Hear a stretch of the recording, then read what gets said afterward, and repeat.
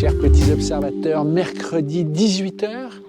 N'hésitez pas à aller visiter le site POA TV, vous retrouverez toutes les vidéos, puis vous abonner sur YouTube, c'est important pour nous. Et aujourd'hui, c'est un grand classique que nous allons découvrir. Une Alpha Speeder avec un petit observateur qui est déjà venu. Et on était dans la région de Nice, il a dit « j'ai ma voiture à vous présenter », c'est le petit observateur Paul. Bonjour. Salut Paul. Ça va? Ça va? Super. Alors on peut dire que tu es éclectique. Ouais. Alors je ne sais pas si les gens vont te reconnaître, mais tu es déjà venu nous voir avec... Avec une Camaro, mais j'étais masqué à l'époque. Tu avais ta casquette, voilà. Chevrolet Camaro, boîte manuelle. C'est ça, de 67, avec un gros V8. Et là maintenant, une voiture un peu plus petite, un peu plus raisonnable. Ouais, mais c'est bien, tu vois, d'avoir comme ça, de passer d'un monde à l'autre. Alors tu connais, toi tu es déjà venu, il y a une tradition, voilà, que les gens veulent que l'on respecte. C'est quoi le petit détail sur ton Alpha Speeder qui t'enchante chaque matin? Alors c'est un détail esthétique cette fois-ci, je vais changer un peu par rapport à la dernière fois. C'est un creux qu'on retrouve dans le flanc qui court sur tout le long de la voiture et qui est très significatif sur cette voiture. Donc il part d'ici, donc tu vois, tu as vraiment les deux lignes de fuite là, qui sont sur tout le long et qui vont de la roue avant jusqu'à complètement l'arrière de la voiture. Et c'est, je trouve, hyper représentatif de ce modèle-là et c'est vraiment ce qui lui donne sa gueule et son charme quand tu la regardes du côté. On a presque l'impression que c'est une taille slim, tu sais que ça... Ouais, ça l'affine un peu. Ouais, ça l'affine, j'avais jamais fait attention. Ouais. Ah, c'est hyper joli. Alors, c'est un modèle que tout le monde connaît, mais en fait qu'on ne connaît pas à force. Elle est de quelle année, c'est quelle version? Alors, elle est de 1971, c'est une série 2.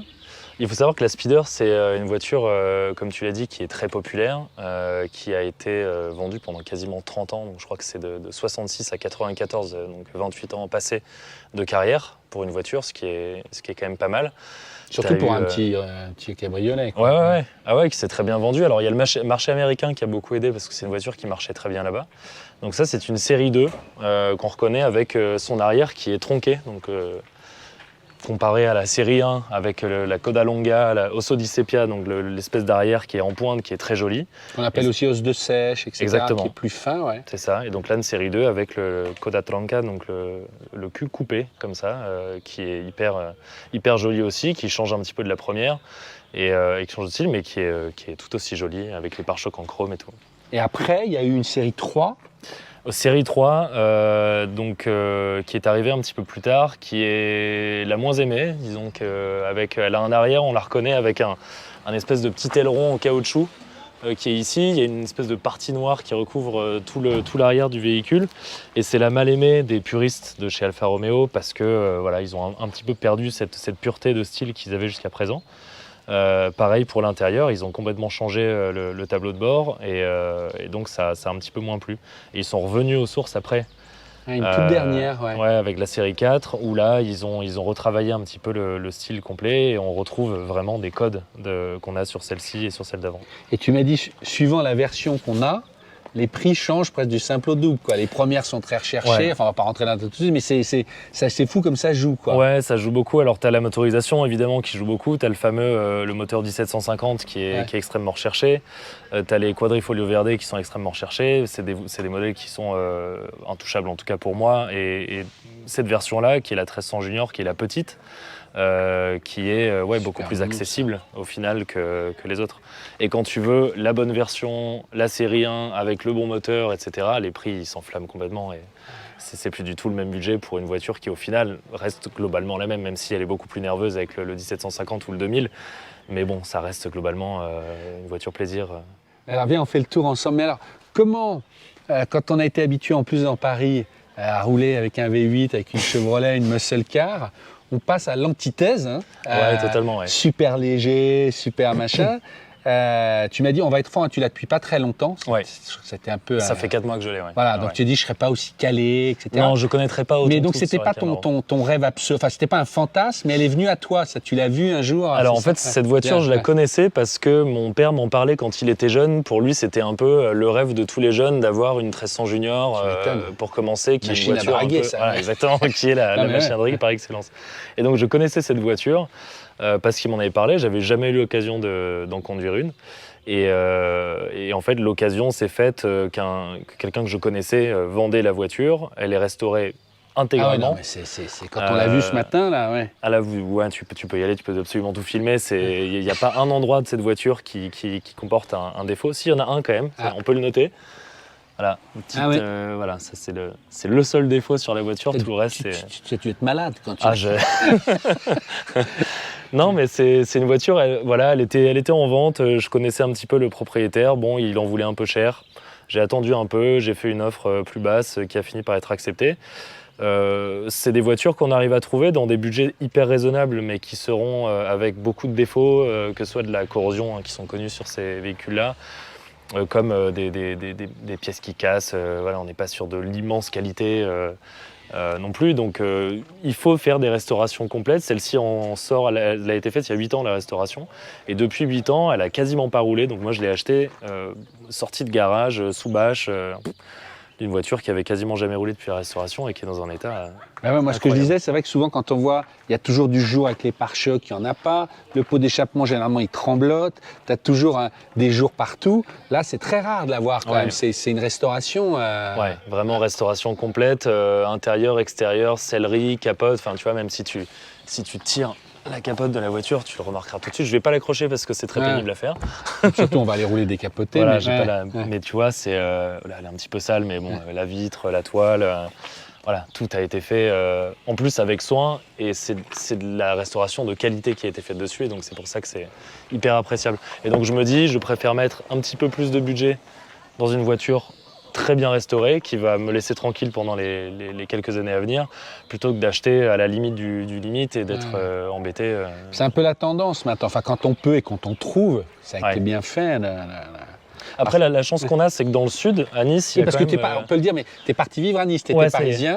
Hidalgo, t'as... Oh là, oui, c'est... Non mais vraiment, tu dis, je suis parti, c'était plus possible, voilà. Ouais, alors étant... On va pas faire politique, mais enfin, tu disais, c'est plus possible. Mais étant amoureux de bagnole, je vivais dans le 9e arrondissement, en plein centre de Paris, plein cœur de Pigalle. On mettra le lien de ta vidéo pour ceux qui n'ont pas vu. Ouais, avec plaisir. Et dès que je devais sortir la Camaro, voilà, il fallait que je prévoie 1h30 pour sortir de Paris, ma petite balade, 2 heures si j'ai de la chance pour rentrer chez moi. Et en fait, tu le fais plus parce que t'en peux plus et t'es dans les bouchons, que le moteur il chauffe. Ça te fatigue. Donc t'as dit je laisse tomber. Ouais, je voulais travailler dans l'automobile. Donc j'ai quitté mon ancien métier, je suis parti vivre à Nice. Et vous louez des bagnoles, on en parlera tout à l'heure dans exactement, et maintenant je fais de la location de voitures anciennes pour différents événements. Et c'est vrai que Nice reste une grande ville, mais c'est une ville qui déjà est assez branchée automobile de manière générale. Il n'y a pas toutes les restrictions qu'il y a à Paris. Et en plus, Nice, voilà, tu fais 5 minutes de route de bord de mer et tu es directement dans les petites villes, les petits villages. Tu peux partir dans la RPI, donc c'est hyper appréciable. On va regarder le moteur quand même avant d'aller faire notre tour. Ouais, on n'a pas de chance, il met à pleuvoir, il y a Julien. T'es sensible, toi, Julien, à cet archétype C'est drôle, il y avait des gens qui sont passés et qui disaient en gros, à Monaco, à Nice, ils ont tous des voitures à 100, 200 000 euros, je préfère ce genre de voiture, c'est pas très cher, je me fais plaisir, cheveux au vent.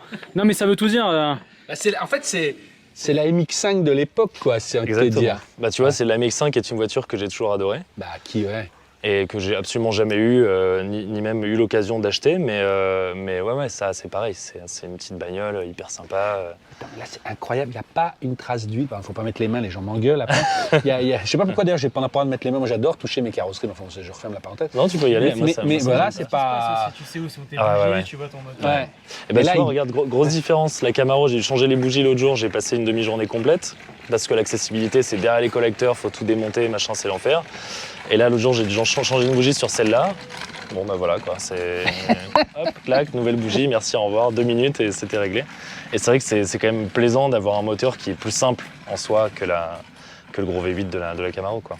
Il fait combien de chevaux là-dessus T'as à peu près 90 chevaux, un tout petit peu moins de 90 chevaux, donc c'est... Voilà, ça reste... la voiture fait une tonne, j'imagine. Un petit peu plus, il me semble, c'est 1,2 tonne, si je dis pas de bêtises. Mais ça reste... En fait, ce qui est très agréable de ce moteur, c'est qu'il prend des tours. Donc c'est pas vif, c'est pas très nerveux, mais tu peux tirer tes rapports il faut aller les assez chercher, loin. c'est italienne. Et c'est une boîte 5, ce qui est vachement bien, parce que et je l'ai découvert, le vendeur me l'avait pas dit. Et moi, connement, voiture années 70, je me suis dit, bon, bah, c'est une 4 vitesses. Et un jour, je trouvais la 5e tout seul sur l'autoroute. Oh merde, j'ai passé la marche arrière. Ouais, c'est ça, je me suis dit, non, et en fait, c'est une boîte 5, j'avais absolument pas réfléchi à ça, bizarrement. Parce que tout est Mais beau. donc tout est restauré, là tu auras du mal à voir en dessous, mais en dessous c'est pareil, tout a été peint, tout a été. Il n'y a pas un pet de rouille nulle part. Tu vois, chaque vis, chaque mais ça écrou se voit. a été restauré. Donc c'est. Là, généralement, c'est toujours un peu. Ouais. Tu vois, avec le temps, on ne travaille pas ça en général. Ouais. Et là, la petite poche qui est c'est pas la poche à sang, c'est le lave-glace. Tu sais. C'est marrant comme économie. Et puis tout marche, tu vois, c'est ça qui est plaisant sur des voitures restaurées. C'est-à-dire que le moindre voyant, le moindre petit bouton, tout fonctionne. Il n'y a pas un truc qui n'est pas fonctionnel, pas un truc qui est à remplacer. Et ça, pour ceux qui ne sont pas bagnolards, enfin qui n'ont pas de voiture d'occasion, c'est très rare. Hein. Ah ouais, à fond. Il y a toujours du boulot normalement. Non, mais tu as toujours un voyant qui ne marche pas. Et quand on aime bien ça, on a envie tout le temps. Il y a toujours la petite frustration du truc. Et là, donc, et ça, tu es sûr qu'il y avait des appuis-têtes comme ça? Je suis sûr que je me demande. C'est à vérifier. On dirait des appuis-têtes de MGB ou de tu vois. Mais c'est quand même bien sorti à la sellerie après. C'est du Sky d'ailleurs? Ouais, c'est du Sky. C'est ça. Donc d'origine, c'était du Sky déjà. La pluie, je sais, on croit toujours que c'est. Tu vois, alors il y a un truc qui est toujours fidèle aux Alpha, c'est le dessin sur les pédales. Il y a toujours, je sais pas comment on appelle ça, mais comme sur les jantes là, qu'on trouve un peu. Ouais. Comme si c'est un truc hypnotique, tu sais. Et alors cette voiture, bon moi je suis relativement grand, je pense que trop grand, tu t'es vite limité, tu vois, par les passages de rapport, tu te rentres la seconde dans le genou. Donc tu vois. Ça c'était comme ça, c'est vrai, je connaissais plus le tableau 3 là où ils ont fait une console avec du faux bois. Ouais, exactement. Même, c'est sur la série 3 où ils ont changé et là c'est vraiment ce qui est le plus joli, tu vois, avec le tableau de bord qui est peint, ça, c'est comme ça, enfin la console qui est peinte, t'as les petits manos avec la jauge d'essence, pression d'huile, température d'eau. Et non, c'est hyper joli. Ça, c'est quoi ça? Tous ces petits boutons poussoirs, ouais, c'est les essuie-glaces, t'as la ventilation, la lumière pour les compteurs qui est ici. Et alors c'est marrant parce que tu vois, quand tu allumes tes feux, tu pourrais te dire bon bah vu que j'ai les feux, je veux que mes compteurs soient allumés. Bah non, faut allumer les feux. Et si tu veux voir tes compteurs, faut cliquer en plus sur ton petit bouton. En fait, t'as le night panel, quoi. Ouais, c'est ça. dire que c'est déjà suédois C'est ça. T'as la lumière en plus qui s'allume. Tu vois, il refait beau. En plus, on a le soleil qui revient. Tu vois, il s'est mis à pleuvoir, c'est ça que j'aime bien. C'est très... Ah non, la région en plus à une hauteur comme ça change assez rapidement là. Ah, on est bien, on est bas en plus, j'avais oublié, on sait plus ce que c'est le truc. Mais... Ouais, c'est top. Hein. Alors j'avais plusieurs questions sur le modèle. C'est vrai qu'on l'a souvent, moi je disais, ça s'appelle Speeder ou Duetto. Ça, tu me disais, il y a une explication sur ça par rapport à Duetto. Alors Duetto, c'est un nom, c'est le surnom qu'ils lui ont donné. Ils ont fait une espèce comme un référendum, si tu veux, pour nommer la voiture. Et c'est le nom Duetto qui a gagné. Ça veut dire quoi d'ailleurs? Ça veut dire duo? Ouais, je crois. C'est en rapport au fait que c'est une espèce de deux places, un petit Duetto. Et en fait, le nom est resté qu'un an. Parce qu'ils ont eu un problème avec une société qui fait des biscuits au chocolat en Italie qui avait déposé le nom et donc qui se sont plaints et donc ils ont été obligés de le retirer. Mais c'est un nom qui est resté tellement populaire que les gens l'appellent toujours aujourd'hui la Duetto. D'accord. Et donc c'est assez marrant, c'est resté, tu vois, quand les gens la voient, ils disent tout de suite « Ah, une Duetto » et le mot revient même parfois plus souvent que Speeder. Oui, d'ailleurs on dit il y aura de nouveau un Speeder Duetto, enfin voilà, ça reste... Exactement. Ah, c'est des gâteaux, tu vois, je ouais, des confiseries au chocolat ou des biscuits au chocolat, je crois. Putain, mais là, on est super bien, là. Là, c'est pile avec le bon moment, truc. là. Ah ouais, non, mais là, c'est James Bondien, le truc. Alors, j'avais une autre question. On en voit souvent qui ont des globes en plastique, d'ailleurs un peu fatigués. Ouais. Est-ce qu'elles l'avaient toutes? Est-ce que c'était lié à un millésime? Parce que toi, t'en as pas sur les phares. C'est lié à... Moi, j'en ai pas parce que c'est une 1300 Junior. Et la 1300 Junior, tu as quelques options qui ont été supprimées pour faire baisser le prix, et vu que c'était l'entrée de gamme. Donc tu as les bulles de phare qui ne sont plus là. Il n'y a pas de pare-soleil, ce qui est quand même une option assez surprenante. J'avais pas fait attention. Ouais. Donc tu fais comme ça. Ouais. Voilà, ça on fait avec la main directement. Et le volant qui n'est plus en bois et qui passe directement en plastique en comme celui-ci. Voilà. C'est beau d'ailleurs. Ouais. Et voilà, tu vois, ils ont viré quelques options.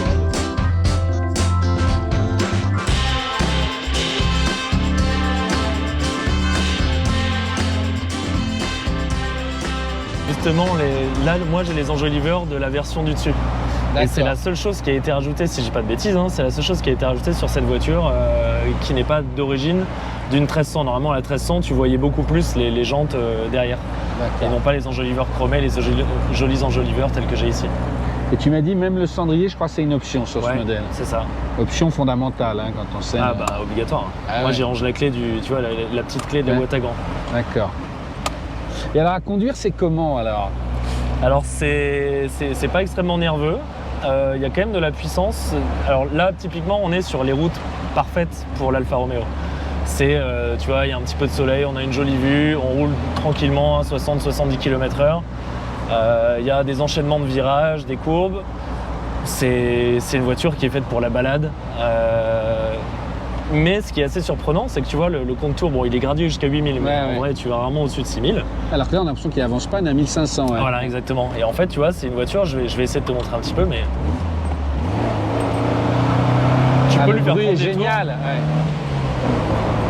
Voilà, et c'est une voiture qui aime prendre des tours. Et alors, quand j'ai récupéré cette voiture, le propriétaire d'avant n'ayant tellement pas roulé, elle broutait comme pas possible, c'était un enfer. Je me suis dit, putain, est-ce que c'est le moteur qui est comme ça ou est-ce qu'il y a déjà un problème dessus? Et en fait, non, elle était juste complètement encrassée. J'ai tiré dedans comme pas possible et elle a fini par par revivre, par se libérer. Il veut nous arrêter là déjà? Mon Dieu. On était bien. Encore un peu, ouais. Encore un peu, docteur. Ouais. Faut dire que là, c'est le pied. Mais alors, ma question aussi, c'est quelqu'un qui a une trentaine d'années, qui a jamais conduit de voiture ancienne, c'est facile à prendre en main parce qu'il n'y a pas de direction assistée, l'embrayage, tout ça, ou ça demande quand même un minimum de... Non, franchement, c'est hyper facile. Il faut simplement faire gaffe au... Tu vois, tu as la première qui a tendance à un petit peu... Elle est où la craquer. première? Elle est en bas à gauche ou elle est en haut à droite? Non, elle est en haut, D'accord, elle est ici. d'accord. Et tu vois, faut prendre cette habitude de faire comme si tu allais passer en seconde avant d'enchaîner ta première, ce qui permet d'éviter de la faire craquer. Voilà, faut manipuler délicatement le lieu de vitesse. Faut savoir la démarrer, bon, comme toutes les anciennes, hein, faut chacun sa petite technique, un coup de starter, 2 coups de pédale. Parce que tu as 2 petits boutons en dessous, je n'osais pas demander là. En dessous de la clé, c'est quoi? C'est starter pour, ah ouais pour lancer. T'as 2 starters, c'est pas possible. Non, t'as starter et celui-ci, je sais absolument plus ce que c'est. Mais tu me rassures, j'adore ça. Mais non, mais ouais, on peut pas tout, tu vois.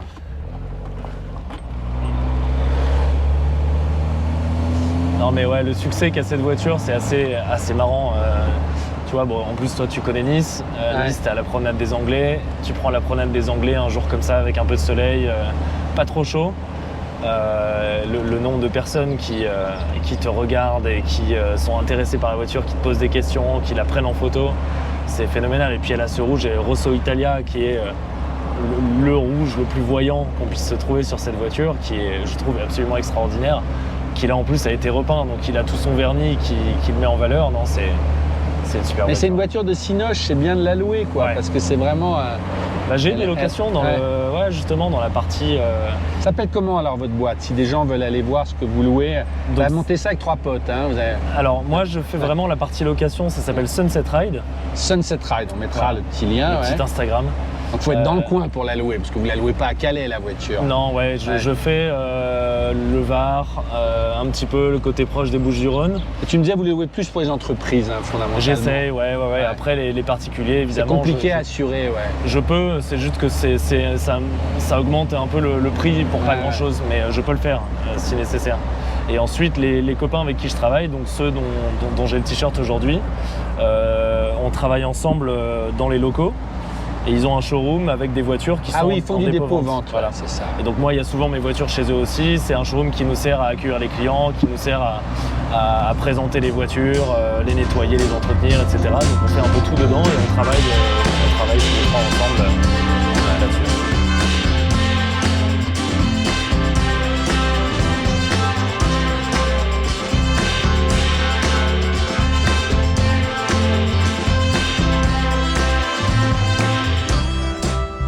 Bon, bah écoute Paul, c'était adorable. On explique que ça s'est fait vraiment hier. Last minute. Ouais, on était dans le coin, on savait que tu étais venu à Nice, c'est Julien qui a eu l'idée. Tu as réagi super vite, tu as dit je la connais pas super bien, mais il n'y a pas de problème. Ouais, Elle est belle, longue vie à votre boulot, voilà. Eh ben, merci bien. On viendra. Là, nous repartons, mais bon, c'est sur d'autres vidéos. Avec Julien, nous allons à Brive-la-Gaillarde, voilà. Entre-temps, si vous aussi, vous voulez nous présenter votre voiture, qu'elle soit moderne, qu'elle soit ancienne, on aime tout ce qui roule sur POA. N'hésitez pas à nous écrire à petite observation automobile tout attaché avec ds@gmail.com. Quelques lignes, quelques photos, soyez patients et si votre voiture retient notre attention, je vous appellerai, mais ayez conscience qu'il faudra venir en semaine nous présenter votre voiture. Ça veut dire pour vous avoir soit une matinée, soit une après-midi. La plupart du temps, c'est en région parisienne, mais dès qu'on bouge, on essaye de faire des voitures locales. Pour ceux qui ont suivi POA, cette belle Bentley, elle est aussi présentée dans un mercredi 18h. Je vous dis à très bientôt Et voilà, on se retrouve sur POA.